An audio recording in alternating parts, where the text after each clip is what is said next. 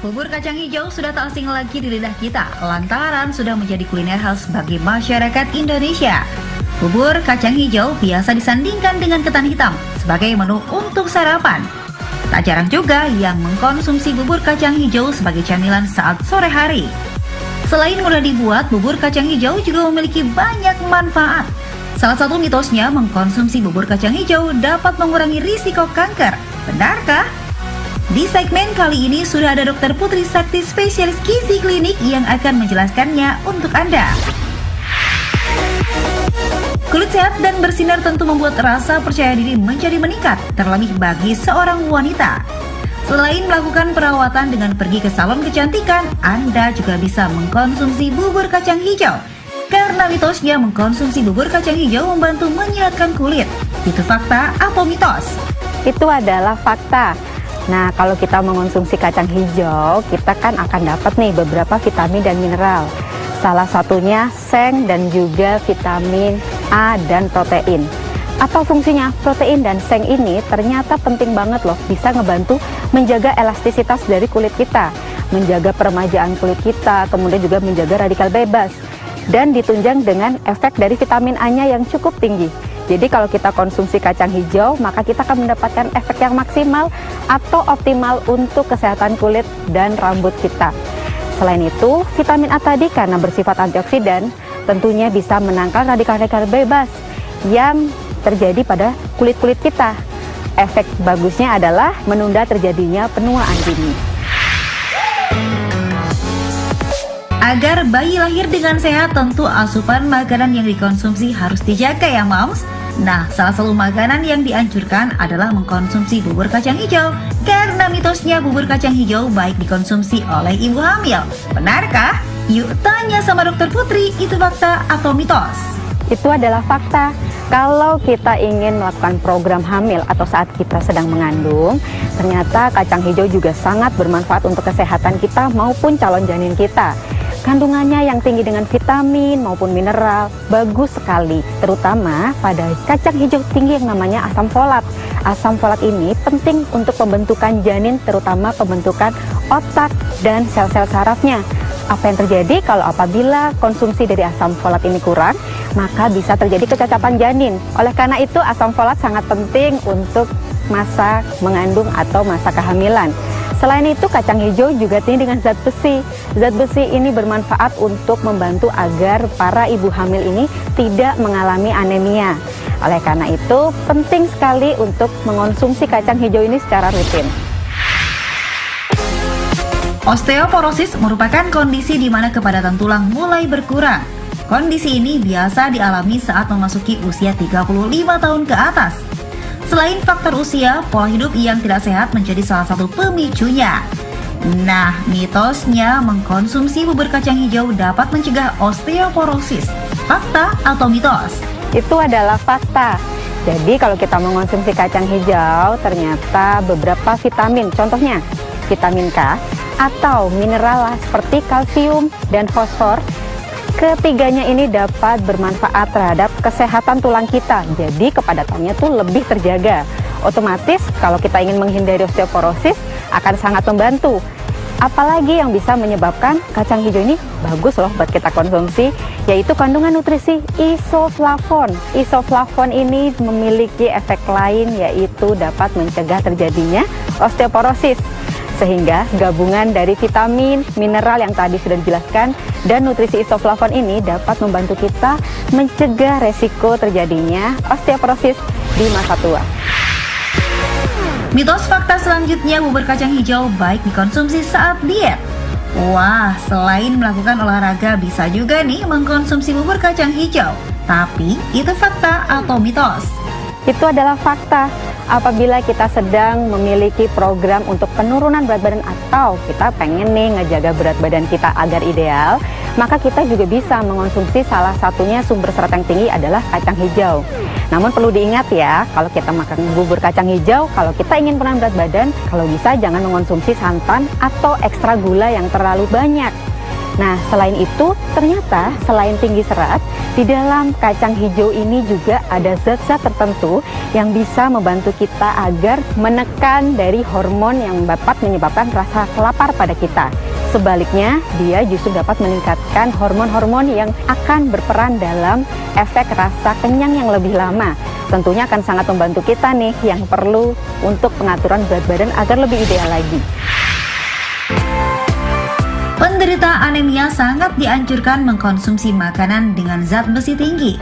Hal ini dikarenakan sel darah merah dalam tubuh lebih rendah dari batas normalnya. Hal tersebut membuat tubuh mudah merasa lemas dan juga pusing. Nah, mitosnya mengkonsumsi bubur kacang hijau membantu mencegah anemia. Benarkah? Yuk tanya lagi sama Dokter Putri, itu fakta atau mitos? Itu adalah mitos. Memang benar, tadi sudah dijelaskan di awal kalau kacang hijau ini bagus karena tinggi dengan asam folat dan zat besi. Yang keduanya ini dapat kita gunakan untuk pembentukan sel darah merah. Tetapi sel darah merah ini akan lebih optimal apabila pembentukannya dari zat besi yang sifatnya berbentuk hem. Sedangkan pada kacang hijau jenisnya adalah non-hem. Maka kandungan zat besi yang berada pada kacang hijau ini kurang bisa diserap dengan optimal. Oleh karena itu, kita harus mengonsumsi makanan berupa gizi seimbang yang semuanya komplit, mulai dari protein hewani seperti dari daging-dagingan atau protein nabati salah satunya dari kacang hijau. Oleh karena itu, konsumsilah yang rutin dan seimbang agar kita bisa tercegah dari resiko terjadinya anemia. Memiliki kolesterol tinggi tentu mengharuskan Anda untuk membatasi asupan makanan yang dikonsumsi. Salah satunya adalah dengan menghindari makanan yang mengandung kolesterol tinggi. Jika Anda abaikan, tentu dapat menyebabkan masalah serius bagi kesehatan. Mitosnya mengkonsumsi bubur kacang hijau dapat membantu menurunkan kolesterol. Itu fakta atau mitos? Itu adalah fakta. Apabila kita membicarakan tentang kolesterol, itu merupakan salah satu jenis lemak yang jahat atau tidak baik untuk tubuh kita, sehingga biasanya disangkut pautkan dengan beberapa penyakit kronis seperti sakit jantung. Nah, apabila kita mengonsumsi kacang hijau secara rutin, terutama apabila buburnya itu tanpa santan dan gula, maka kita bisa mendapatkan efek, salah satunya adalah menurunkan kadar LDL atau kolesterol LDL. Kolesterol LDL ini apabila tubuh kita banyak mengalami radikal bebas, maka dapat menyebabkan teroksidasi atau jadi perubahan. Perubahan itu nanti yang akan berbahaya mengendap di pembuluh darah kita. Kalau pengendapan itu makin lama, otomatis akan terjadi gangguan pada sistem kerja jantung kita. Efek lain dari kacang hijau terhadap kesehatan jantung kita atau menurunkan kolesterol adalah berhubungan dengan tingginya serat di dalam kacang hijau.